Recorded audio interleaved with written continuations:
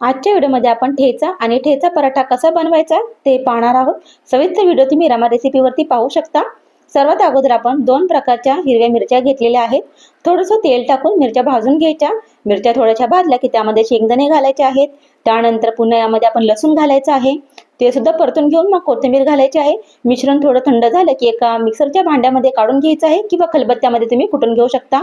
चवीनुसार मीठ टाकून मिश्रण छान असं आपण बारीक करून घ्यायचं आहे। ठेचा आपला तयार झालेला आहे।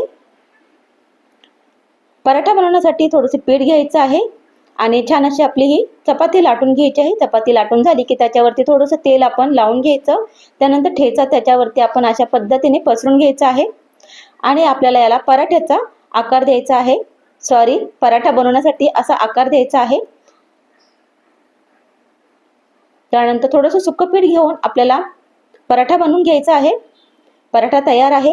त्यावरती तेल टाकायचं आहे आणि आपला पराठा मीडियम गॅसवरती दोन्ही बाजूला छान असा हा भाजून घ्यायचा आहे। अशा प्रकारे आपला ठेचा पराठा तयार आहे। व्हिडिओ आवडला तर लाईक करा, शेअर करा। धन्यवाद।